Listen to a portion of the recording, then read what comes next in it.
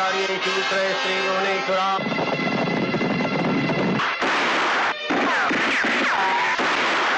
बेशर्मो, और तुम लोग खाली हाथ चले आए। लानत है तुम पर। डूब मारो चुल्लू में पानी में। विनायकं गुरुं बाणं ब्रह्म विष्णु महेश्वरान् सरस्वतीं प्रणम।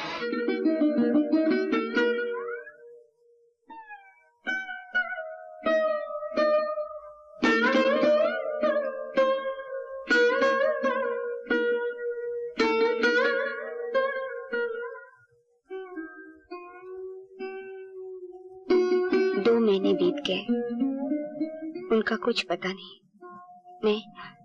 मैं माँ बनने वाली हूँ।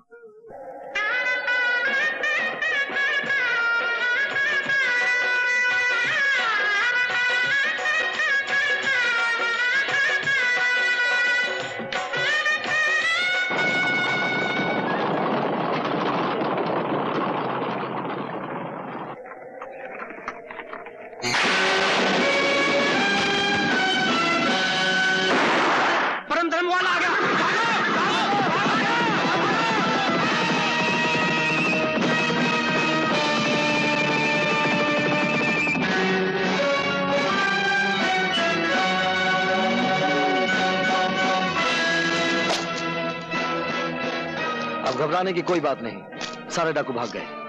आप सफर जारी रखिए।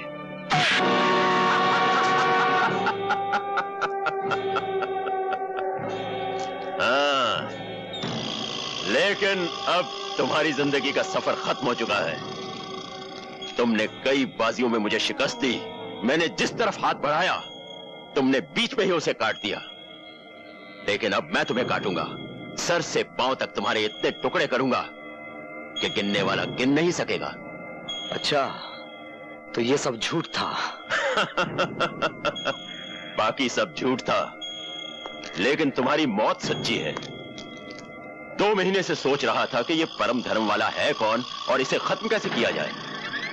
लेकिन बाद में समझ में आया कि एक झूठी बारात बनाई जाए जिसमें घोड़े पर बैठा हो दूल्हे की जगह यमराज और डोली में हो खूबसूरत सी तुम्हारी मौत।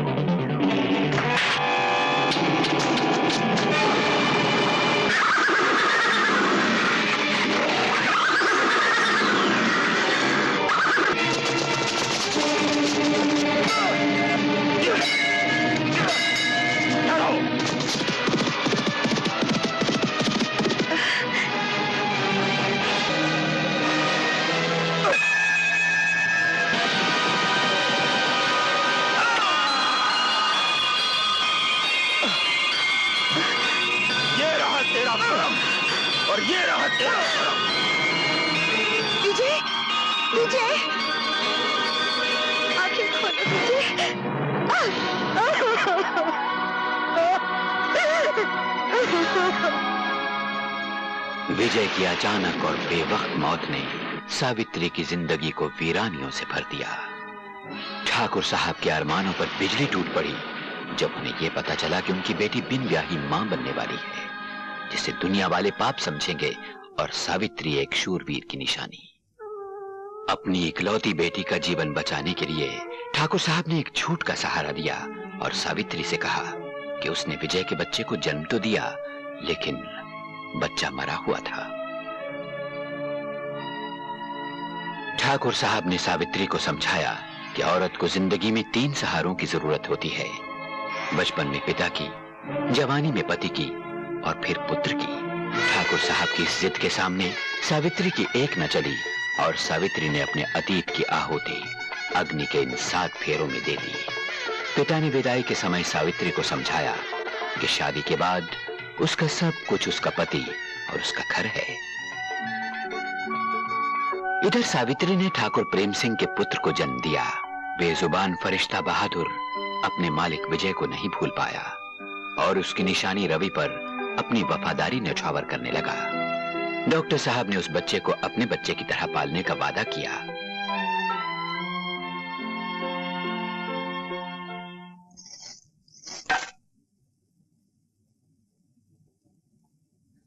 ये रुपए गरीबों में बांट दो। राजेश हमारी जिंदगी में इतनी खुशियां लाया है, किसे हीरे और मोतियों में तोला जाए तो भी कम है। जाओ। चलो बेटा, केक काटे। लो। शाबाश।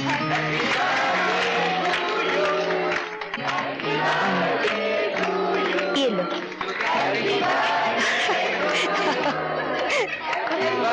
थोड़ा सा खा लो।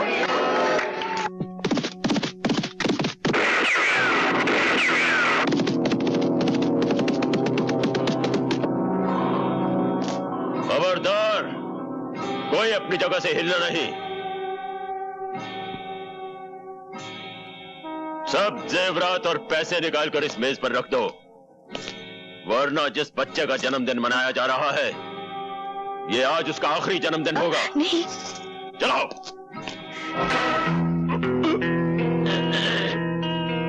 खबरदार जो किसी ने बंदूक उठाने की कोशिश की।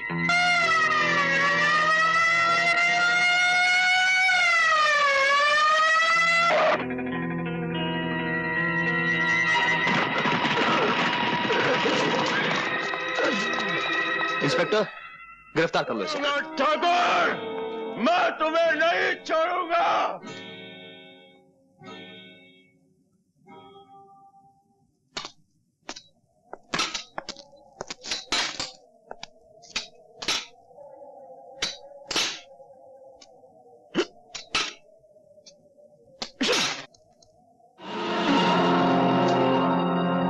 मैं तुझे नहीं छोड़ूंगा ठाकुर।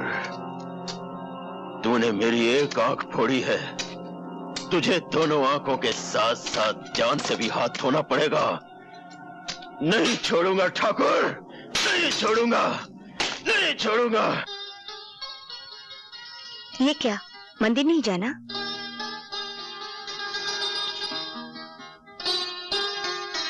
ऐसे क्या देख रहे हैं? सावित्री, हमारी शादी को 20 साल हो गए हैं, लेकिन आज के दिन तुम मुझे मंदिर ले जाना कभी नहीं भूलती। जिनकी वजह से मेरा ये सब कुछ है, उनको मैं कैसे भूल सकती हूँ। अब देर ना करें, चलिए। चलो।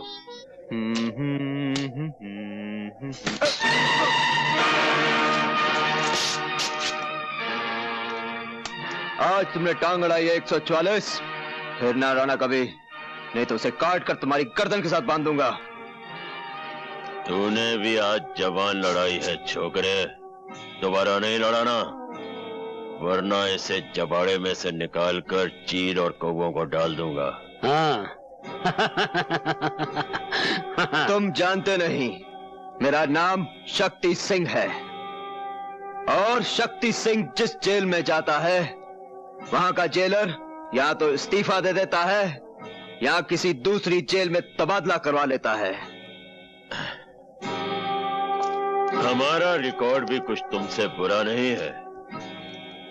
हम भी जिस जेल में जाते हैं, जेलर की हुकूमत सिर्फ जेल के दफ्तर में होती है, जेल के अंदर हुकूमत शमशेरा की चलती है। हर कैदी को हदायत है कि जब भी शमशेरा के सामने से गुजरे, पहले झुक के सलाम करे और फिर आगे बढ़े। और हमारे सर को शमशेरा ना ही झुकने की आदत है, ना ही सलाम करने की। तुम में इतनी ताकत है तो इसे झुका के दिखा दे। मैं इसे झुकाकर भी दिखा दूंगा और काट कर भी दिखा दूंगा।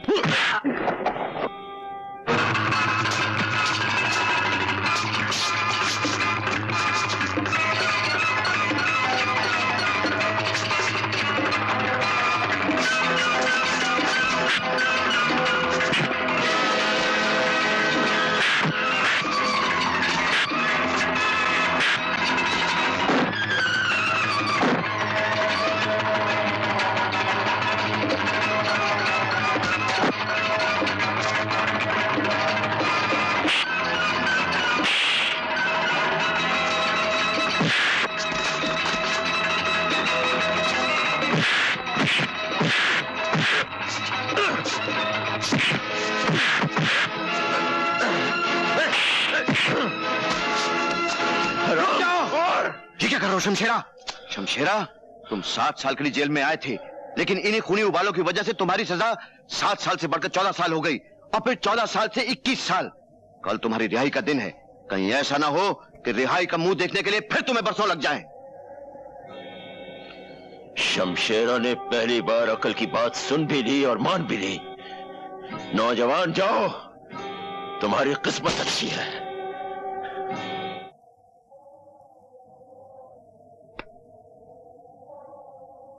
छमिया, मालूम होता है किसी रईस बाप का बेटा है।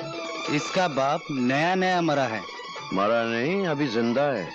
जानते हो ये किसका लड़का है? शहर के सबसे बड़े रईस ठाकुर प्रेम सिंह का लड़का है।